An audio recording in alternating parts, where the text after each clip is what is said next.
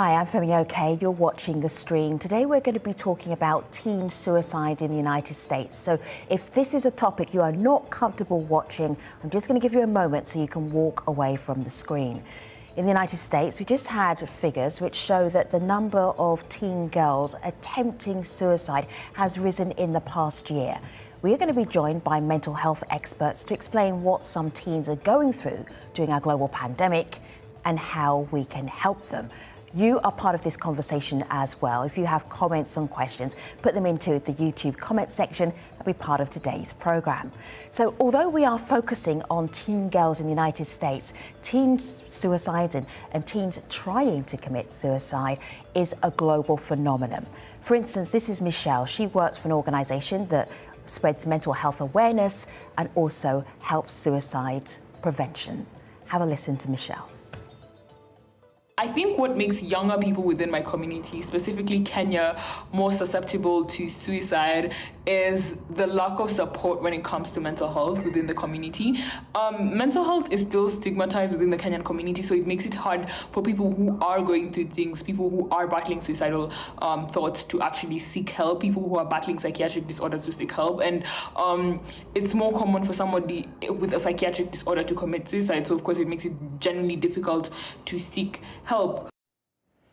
Oh, we have help in the shape of three wonderful guests. Hello, Jessica, Gila and Jonathan. So nice to see you. Jessica, please say hello to our international audience. Explain who you are and what you do. Thank you. Thanks for having me. My name is Jessica Taylor. I am a licensed professional counselor, and I am partner and owner of a private practice in Springfield, Virginia called Crescent Counseling Center, and we serve the DC metro area. And for the majority of the pandemic, I was the director of a community mental health agency. And typically the population that we served were low income with limited resources and significantly increased need during the pandemic. So I've kind of seen both sides of it. So good to have you. Hello, Gila. Introduce yourself to the Stream audience. Tell them who you are and what you do. Yes, thank you so much for having me. Hi, my name is Gila Margot Ramos. I'm currently a student at the University of Central Florida, but outside of being a student, I'm a mental health advocate at the university level and national level with Active Minds, which is one of the largest mental health organizations, specifically for high school and college students. So at my university, I am the chapter president, and I also serve as one of the members on the National Student Advisory Committee. Thank you for making time for us, Gila. You've got a lot on your plate. Thank you. And hello, Jonathan. Welcome to the Stream. Introduce yourself to our international audience. Yeah, thank you so much. My name's Jonathan Singer. I'm the president of the American Association of Suicidology. I'm also the founder and host of the first podcast for social workers, Social Work Podcast. Also an associate professor of social work at Loyola University, and my pronouns are he, his. All right, so good to have all of you. I'm going to put this question to all of you, but I want to start with Jessica. Jessica, why are we particularly concerned about teen girls in the United States right now? What's your theory? Well, I think first and foremost, I mean, there are a lot of factors, puberty being one of them, and, you know, teen males and females developmentally, they grow developmentally and emotionally at different paces. But typically speaking, and Jonathan, I know that you're the research guru, but my understanding is that females in general are more susceptible to developing anxiety and depression. And the way that it's exhibited is just different than it is with younger males. But I think at the end of the day, it comes down to just a lack of social connectedness. I think that's one of the biggest reasons. I mean, there are a lot of protective factors that would kind of increase the likelihood of stability, which would include education, like I said, connectedness, access to a support system. And none of those things have been easily accessible during this time. So people that don't have basic, life skills in terms of how to communicate emotionally or even understand their feelings, I think that especially teen girls, they've been at a loss. Yeah. Jonathan, go ahead. Yeah, so I think that there are some developmental differences. I think that one of the things that's challenging about understanding suicide risk is that we oftentimes think about it as an individual issue when it's very much a structural or a societal issue. It's a community issue. So just sort of thinking gender binary, there might be some differences in expression of distress, but really what we have is kids who are experiencing a sense that this might not be a world worth living in, that maybe we're in a society that values some lives more than others. And the question is, how do they express it? Where do they get resources they can experience in culturally meaningful ways? And we know that adolescent females attempt suicide about 3 times as often as males, and males die by suicide about 3 times as often as females. And the reason has to do with lethality of methods. Gila, you are so much closer to the age range that we're talking about than either of our guests. I know they might be pointing that out. So I'm just wondering how you tap into that experience when you heard about the figures of teen girls going up, the attempts of suicide in the past year. What was your takeaway? Did that resonate with you? For me, I think it resonates a lot. It's not necessarily a surprising statistic. It's something that has a trend of increasing over time, but especially as someone who identifies both as female but also as non-binary, and with my own personal struggles of anxiety, I've definitely been in that same spot where it's the sense of social isolation and the constant political infrastructure that we currently have in place that doesn't help to support us as greatly. I'm still in a lot of communication with high school friends and who are going through the same types of issues, and they are female youth. And it's really hard to describe in the sense that you're lonely, but you're not the only one experiencing that problem. You're aware that there are others like you who are going through the same thing, but you don't know what's the best way to connect or reach out. Gila, I want to play you some... Oh, Jessica, you go first and I'll go second. Go ahead. Yeah, I was going to say, Gila, I completely agree in terms of the importance of connection. And I think I saw something, I think it was on your site that said 67% of people who are in need would typically talk to a friend. And I think the pandemic has removed that easy access to be able to just simply connect with people. And I also think all of this emotional intensity is exacerbated by, the political climate and the racial uprising. And I think the good news is a lot of the younger generation, they care and they notice, but they don't have the outlet to express it appropriately or make sense of it. So there's really no way to grieve or connect. A couple of vulnerable groups include communities of colour and also LGBTQIA plus groups as well. We asked that LGBTQ community to talk about this. Gila, would you mind listening to what they have to say and then immediately responding off the back of this video? Here we go. One of the things that I think is really important to keep in mind is how important family acceptance is for the well-being and mental health of LGBTQ youth. I think one important thing for folks to keep in mind is that just having one adult in your life who is accepting of your LGBTQ identity helps reduce the risk of suicidality by 40% for LGBTQ youth.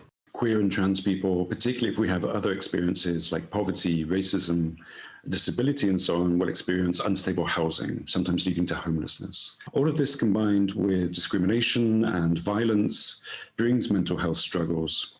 And where services exist to help out with, for example, homelessness or mental health, service providers aren't always well equipped to deal with the realities of queer and trans experience. So education is definitely a part of the solution, and so is meeting the emotional and material needs of the community itself. I resonate a lot, especially when it comes down to just having that one adult to accept who you are, and you don't necessarily have to agree with the same types of morals that I have or have the same types of beliefs. I know, especially when it comes to my parents, I love them and I'm very grateful that they were able to become accepting of who I was. But this wasn't an easy process. It was definitely more difficult at the start for them to accept what my beliefs were, especially when it came down to my identity. And at the larger scale, it becomes a challenge of not just trying to emphasize what does it mean to accept those around you for who they are, but just making sure not to criticize that, because we all have these formed biases and beliefs that we sometimes don't want to acknowledge. And it can even come down to just being, I guess in a way, told that we're too sensitive to what others have to say. But we are sensitive because this is what's going to be pushed forward into another generation. And if we don't acknowledge that, then what is the solution then? Jonathan and Jess, it helps to understand where the vulnerable groups are, because if you understand where the vulnerable groups are, you can be on alert for them. So, Jonathan, you start. I did mention LGBTQIA plus teens. That's one area. Another area that you know of for teen suicide attempts would be what? Well, so when we look at the research, we know that even though numerically there are more white youth in the United States who are reporting thoughts of suicide, suicide attempts, when you look at the percentages within the groups, what we see is that we have higher percentages of high school students who are Black and Hispanic reporting suicide attempts, and suicide attempts with medical attention. And that's really what the CDC report is talking about. It's the suspected suicide attempts that showed up at emergency departments. And over time, you have these percentages going up and down. And so it's not linear, but what we see as a pattern is that amongst Black youth, specifically Black females, there has been over 180% increase in suicide attempts over the last 25 years. And this is something that we really need to focus on, which wasn't addressed in the most recent CDC report. They didn't break down the data by race or ethnicity or geography or sexual orientation or gender identity. And so it's hard to make sense of what these numbers mean, but they are really important data points for us to be able to make decisions on, both at the clinical as well as the programmatic and policy level. Does the research, is it backed up on with your case experience, Jessica? Are you seeing this in your cases as to who are the most vulnerable? Yeah, I mean, and it's actually interesting because when I was originally approached to be a part of the show, I was literally in the middle of setting up a hospitalization for a client, a teen adolescent female. And one of the biggest issues related to that were, generally speaking, language barriers. I think that's first and foremost. I think that finding resources when you don't have a voice to advocate or a community that understands, I think that in and of itself, it's first understanding where can I even find the resources? And then number two, how do I communicate my needs? I was finding that when I was in the community health agency, a lot of the, meals and supports that are typically provided by the school, parents were scrambling. Either they didn't have transportation to find where can I go get this food? Some of the schools weren't allowing people to be outside of the school. So I think people were really, really scrambling. And I think that also from the top down, it's, the oxygen mask theory. You've got to take care of yourself before you take care of someone else. Yeah. But parents were having a hard time taking care of themselves. So how are they going to be able to appropriately support their teens? I would love to share a video from Active Minds, and that's the organisation that Gila is part of. And it just focused on some young people talking about the impact of the pandemic. It's a beautiful video. Have a look, have a listen. These are humans, more specifically young humans. We believe their story matters. So during this global pandemic, we wanted to stop in and ask, what has this been like for you? It's really been sucky. It's definitely sucked. I can't complain. Yeah, of course it sucks. Yeah, that really sucked. A lot. I've missed out on my whole tennis season, which I can't, that's not too bad. I used to, have a bunch of people come over and we would drink hot chocolate and watch Netflix together. This year we had jazz band for the first time in a long time. And so I had to miss on performing that for our concert. I miss hugging my friends.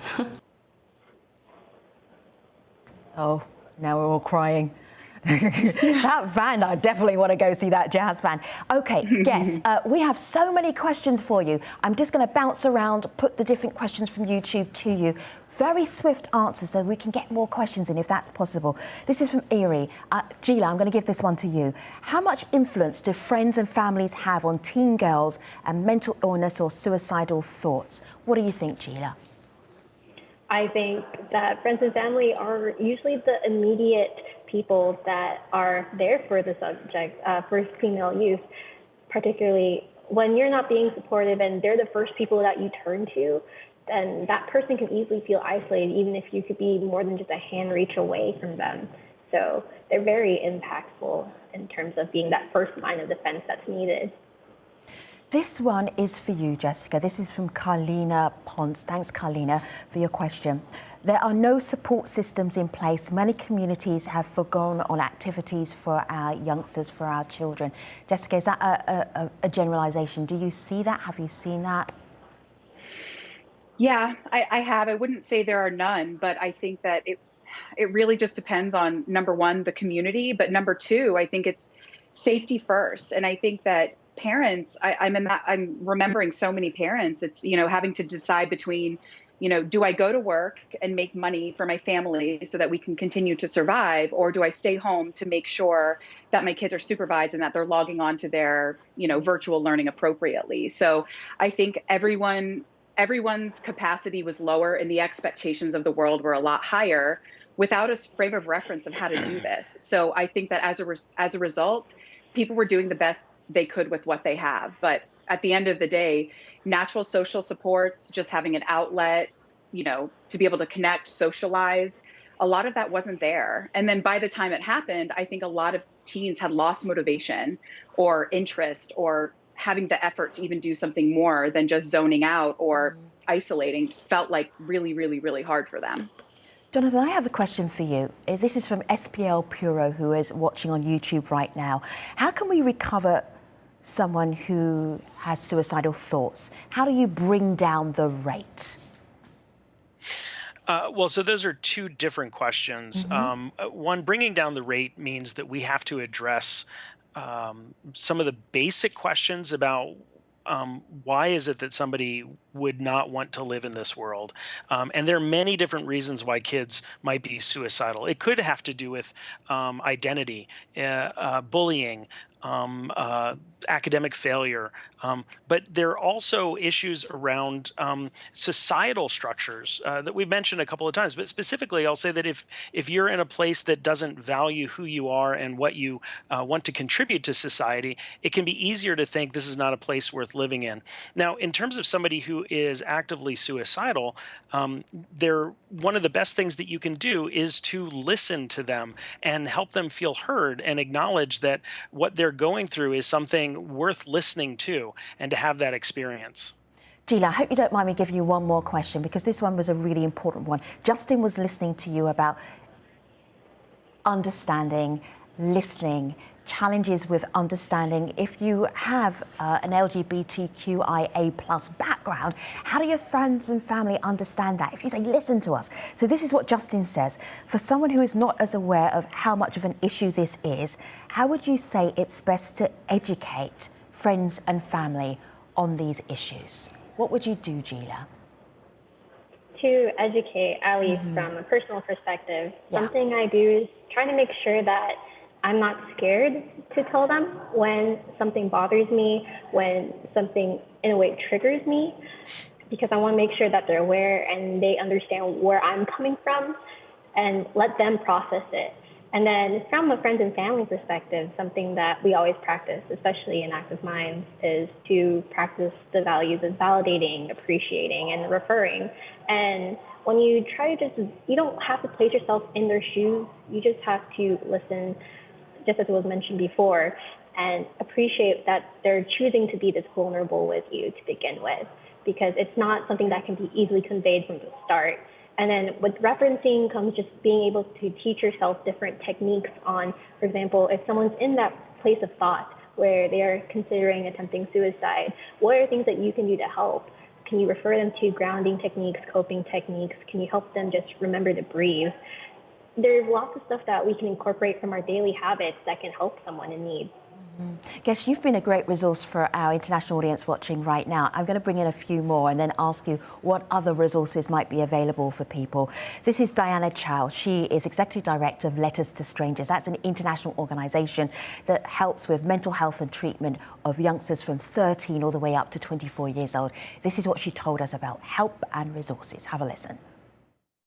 it's important to remember that we are not the knight in shining armor here. We are meant to walk alongside them as they navigate and find that journey for themselves to heal the way they need to.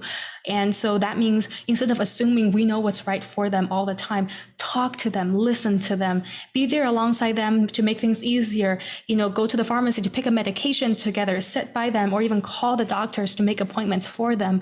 But the point being, to be there in a supportive manner, not in an overwhelming manner where we believe we know everything that needs to be done to solve the issue. Because at the end of the day, we are not them. And to extend that empathy is most important of all.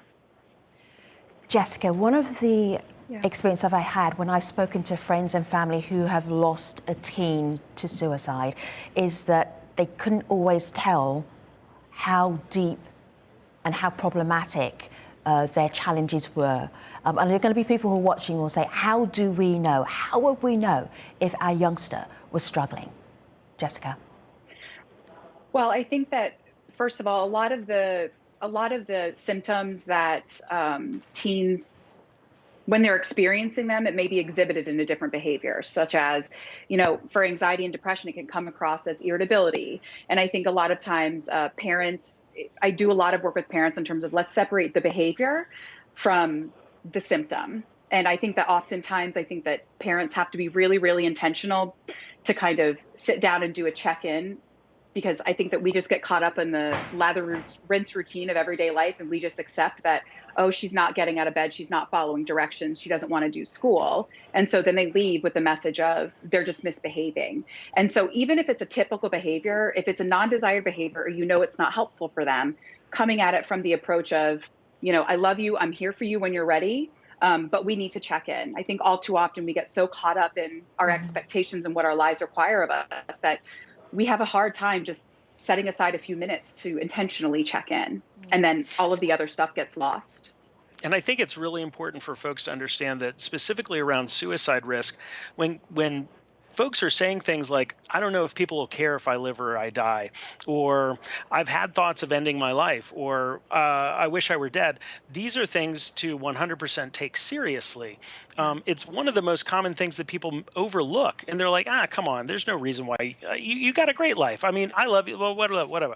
So they say these things, people say these things expressing suicidal intent, and then people ignore them. And then they know, I can't really share this with others. And so listening for those signs, those words that people are using, especially when they're in combination with the things that Jessica was talking about, where someone's feeling hopeless for the future, is having difficulty sleeping, maybe has been deactivating their social media platforms. The disconnection and the sadness and the hopelessness and the lack of sleep, those are all really important, especially when somebody's talking about not wanting to stick around. Gila, you've been there, you've had this experience. What helped you when you felt it wasn't worth going on? What helped you?